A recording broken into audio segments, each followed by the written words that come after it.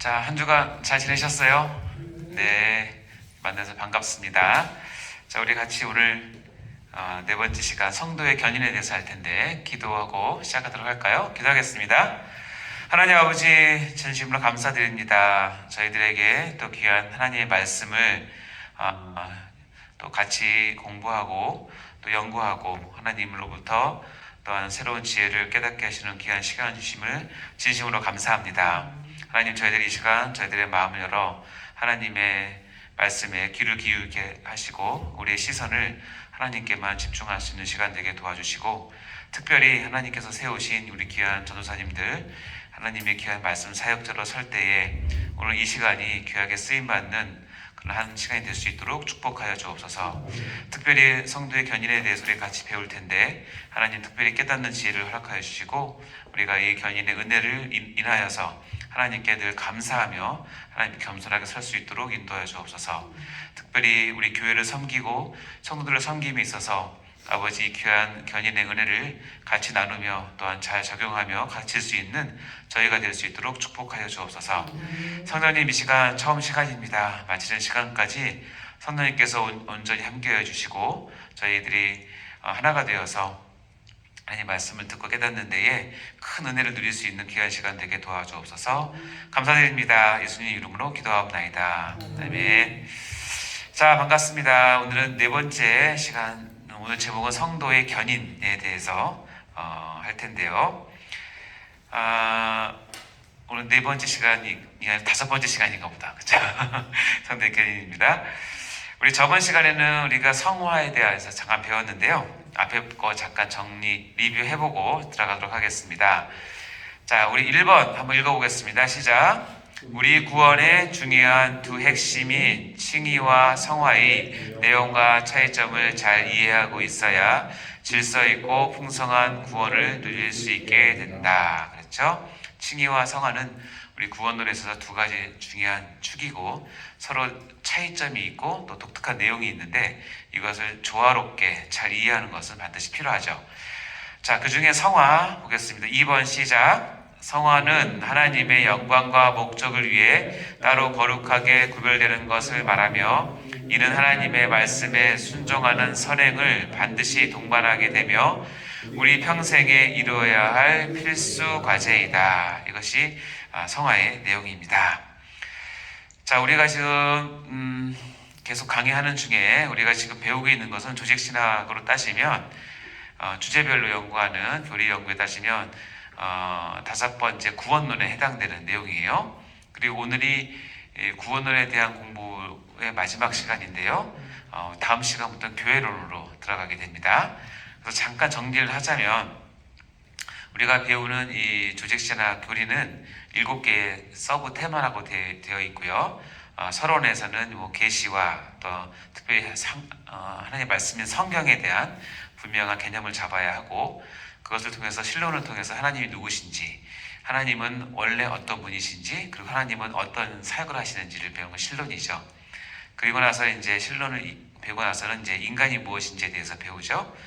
인간을 배울 때는 우리가 언약 중심으로 인간을 이해하게 되고, 특별히 하나님의 형상으로서의 인간이 무엇인지, 그리고 인간에 의해서 빠질 수 없는 주제는 죄죠. 그래서 인죄론이라고도 하는데 죄가 무엇인지, 그래서 죄 속에서 인간은 어떤 것이 있는지를 배우게 되는 것이 인간론입니다.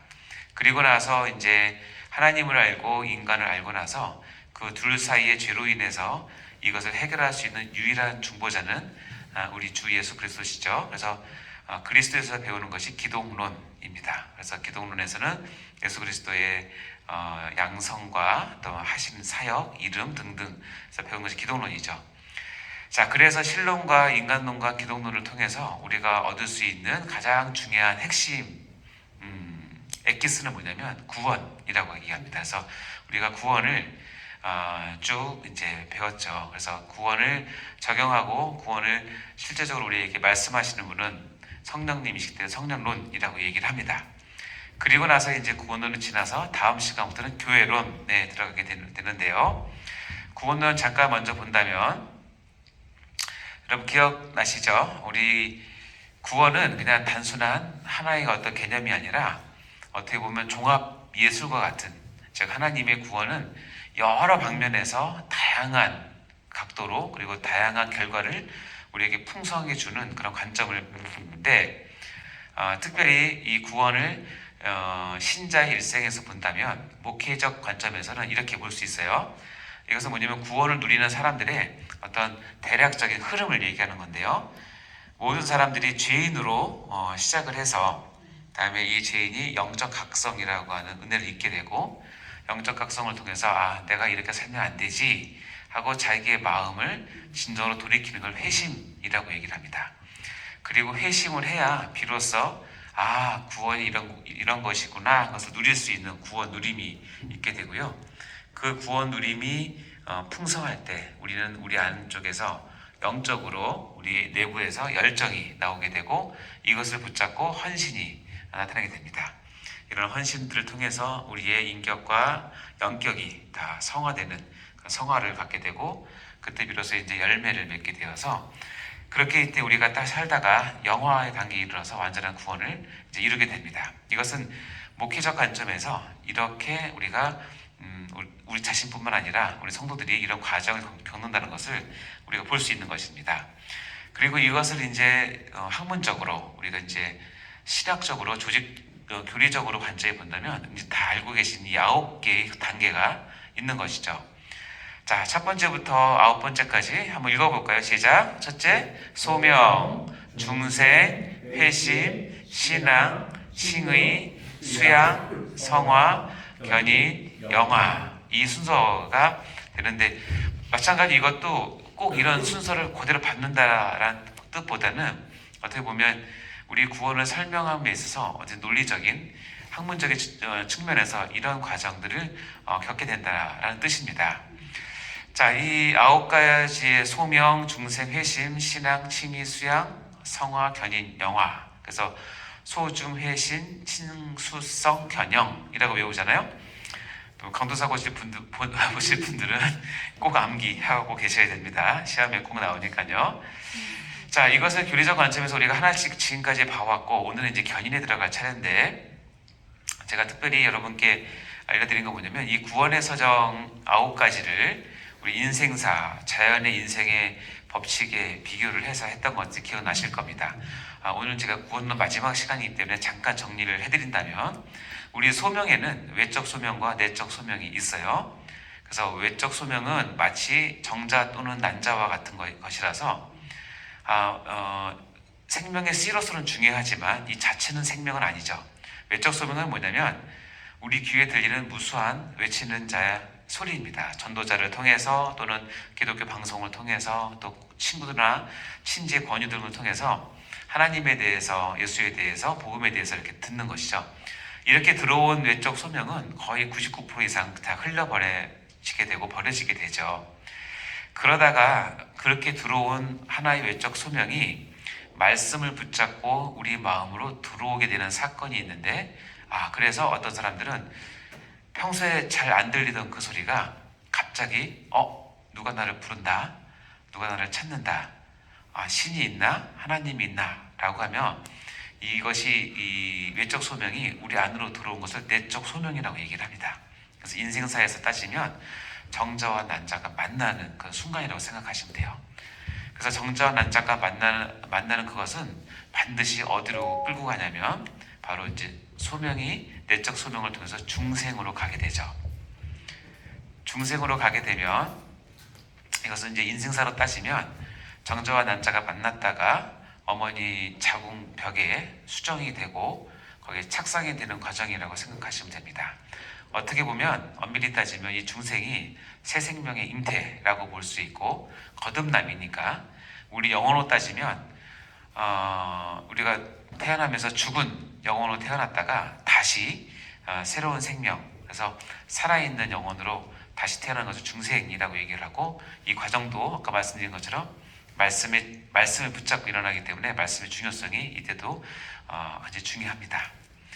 이렇게 태어난 생명이 어느 날 회심이라고 하는 과정을 겪어서 마음을 완전히 이렇게 돌이키는 과정을 갖게 되는데, 이것은 마치 우리 태아가 10달 동안 어머니 뱃속에 있다가 어려운 과정을 통해서 출산하는 과정을 생각하시면 되고요. 그렇게 태어난 아이는 이제는 자기 인식을 갖게 돼서 신앙이라고 하는 것을 통해서 내가 믿음이 무엇인지를 비로소 생각하게 되고 결국 회심을 겪어야지만 제대로 된 신앙이 시작되는 것과 같습니다. 출산을 해야지만 우리가 자녀로서 한 가정의 일원으로 태어나는 것과 똑같다고 생각하시면 됩니다. 거기에다가 칭의는 뭐냐면 하나님께서 의롭다고 칭해주는 그런 구원의 역사인데, 이것은 인생사로 따지면 타인에 의해서 자리 매겨지는, 다시 네가 아들인지 딸인지 또 형인지 누나인지 오빠인지 국적이 무엇인지를 외부를 통해서 내가 인식하게 되는 과정이죠. 이것은 칭의와 수양의 과정이라고 생각하시면 됩니다. 다시 얘기하면 칭의와 수양은 나로부터 오는 것이 아니라 외부로부터 오게 되는 그런 구원의 과정이라고 생각하시면 되겠죠. 그렇게 형성된 한 인격이 우리가 자라는 과정을 여기 구원 서정에서는 성화에 비교하게 되는 것입니다. 그래서 거룩하게 되어가는 모든 과정, 신자답게 되어가는 모든 과정이 어떻게 보면 이 9가지 과정 중에서 가장 긴 시간을 필요로 하고, 칼빈은 이 성화를 가장 중요하게 여겼죠.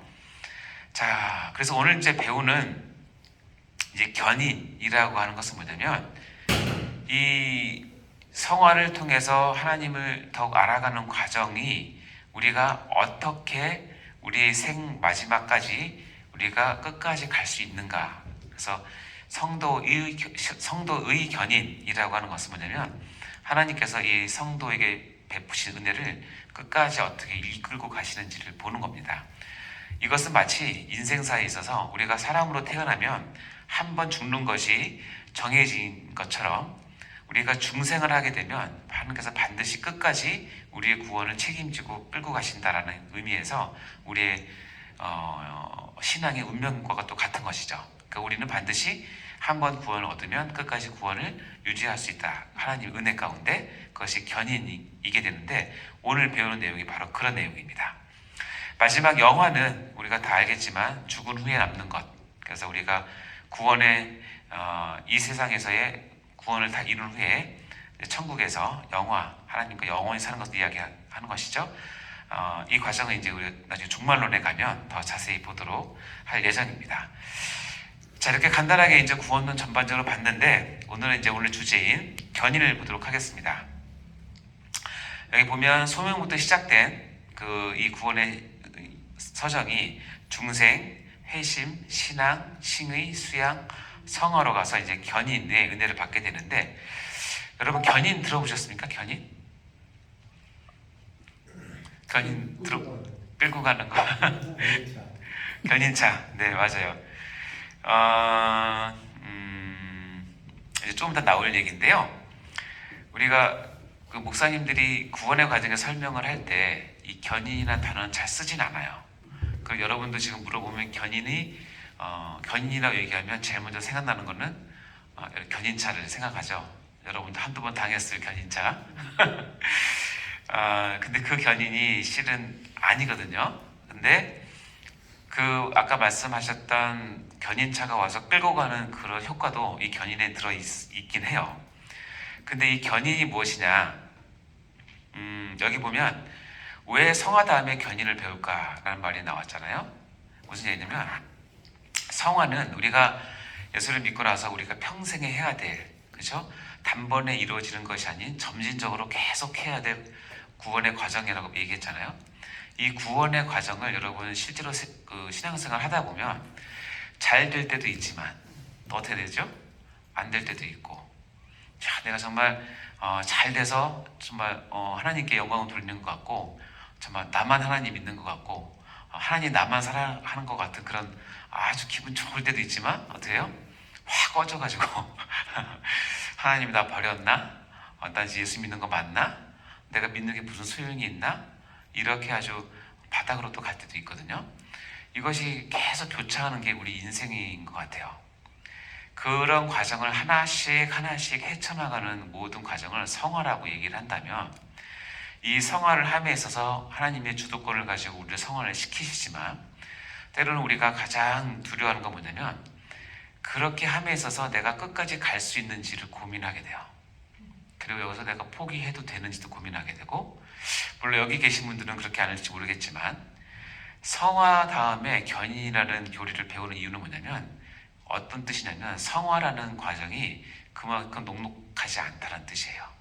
그렇기 때문에 그 성화를 온전히 이루기 위해서 반드시 필요한 하나님의 보장 장치가 있는데 그 장치가 뭐냐면 견인의 은혜예요.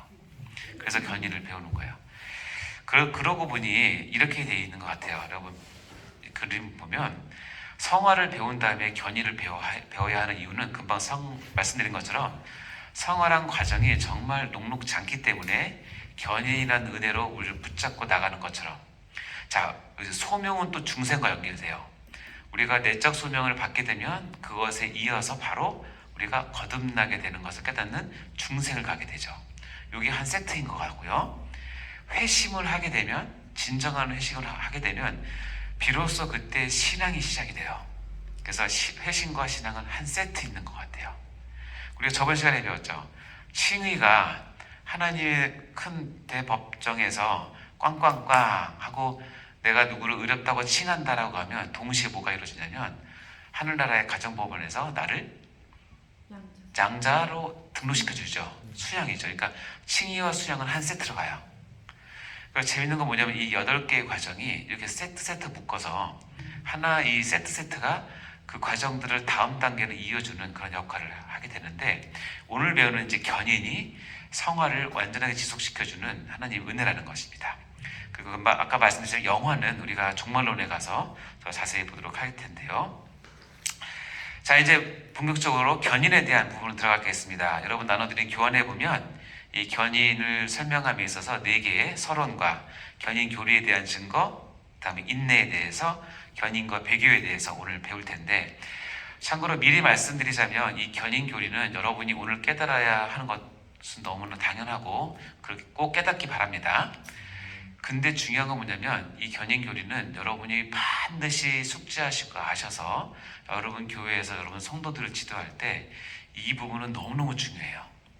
이 부분에 대한 오해가 많기 때문에 교회를 떠나는 사람도 많고 믿음을 저버리는 사람도 많고 그것을 바라보면서 교회 사람들이 상처받게 되거든요. 그러나 이 교리를 정확히 알게 된다면, 이 진리를 알게 된다면 그것을 우리가 보는 눈과 그것을 설명해 줄 수 있는 하나님 말씀을 우리가 배우게 됩니다. 그러니까 견인 교리는 특별히 교회 사역을 꿈꾸는 여러분에게서 중요한 내용이라는 사실을 기억하시기 바라요. 자, 서론을 보도록 하겠습니다. 여러분은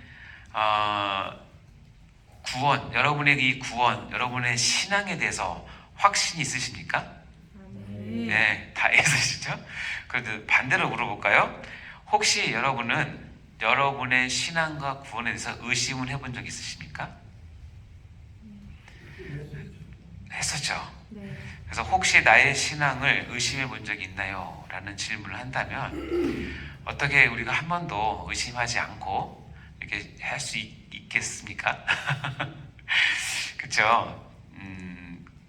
의심이란 말이 좀 그렇긴 하지만 우리가 이제 꼭 하나님의 어떤 부분, 또 하나님께 나와의 관계에 있어서 아까도 얘기했지만 내가 너무 잘 나갈 때는 하나님의 구원이나 이것을 의심하지 않아요. 그러나 환경이, 그리고 내가 뜻하지 않는 그런 상황이 왔을 때 특별히 내가 정말 기도하는 가운데 하나님께 간절히 매달렸는데 그것이 이루어지지 않았을 때, 또는 정말 어처구니없는 당했을 때 믿음이 정말 있는 것인가? 내가 믿는 것이 무슨 소용이 있나? 이런 생각들은 아마 한두 번쯤은 다 해보셨을 거라고 생각합니다. 그래서 의심하는 것 자체는 우리가 뭐 죄라고까지 얘기하지 않지만 하나님의 어떤 우리 갖고 있는 신앙의 그 본질에 대해서 깊이 있게 반주해보고 다시 생각해보고 돌이켜보고 다시 한번 하나님 말씀으로 재조명하는 것은, 이런 과정은 신앙 성장에서 굉장히 중요한 과정이기도 해요. 그러나 거기 중요한 건 뭐냐면 거기에 몰입이 돼가지고 거기에서 믿음을 잃어버리고 자꾸 후퇴하게 되고 퇴행하게 되면 그것은 또 다른 죄를 낳게 되기 때문에 그것은 옳지 않은 것이죠. 아마도 이런 걸 겁니다. 혹시 여러분의 신앙이나 믿음을 의심해 본 적이 있나요? 라고 물어본다면, 내가 하나님의 자녀가 되고 신자가 되었는데 내가 이제부터 이 삶을 끝까지 내가 유지할 수 있을까에 대한 어떤 고민이 될 수 있어요. 유지할 수 있겠어요, 여러분? 자신이 있으십니까? 나는 자신이 없지만 나는 자신이 없지만, 네, 믿음으로 믿음으로, 네, 견인해 주세요. 견인해 주세요. 견인해 주시니까 맞아요. 오늘 그런 부분 배우는 거예요. 혹시 중도에 탈락하지 않을까? 라는 생각도 해볼 수 있겠죠. 세 번째, 내가 지금은 잘 믿지만 나중에 신앙생활 내가 잘못하고 삐끗하면 혹시 하나님 나를 버리시지 않을까? 이런 생각도 해볼 수가 있을 거예요. 자, 이런 의심을 기본적으로 모든 성도들이 한다고 보시면 맞아요. 근데 이거에 대한 이제 답을 우리가 이제 줘야 될 텐데, 자, 여러분이 물어볼까요? 우리 구원에 알파와 오메가가 있다면, 알파는 무엇일까? 그리고 오메가는 무엇일까? 그래서 오메가는 영생을 제외하고, 영생은 이제 마지막 최종이니까, 우리 구원의 첫 시작은 뭐부터 시작을 할까요? 네. 그리고 끝은 뭘로 마실까요? 소명. 우리 내 입장에서는 우리 구원의 시작은 아마도 중생부터 시작했다고 생각할 수 있어요. 거듭나는 그 경험을 통해서 내 구원이 시작됐다라고 내 입장에서 할 수 있지만, 하나님의 구원의 역사를 보면 하나님의 구원의 첫 시작은 하나님이 예정할 때부터예요.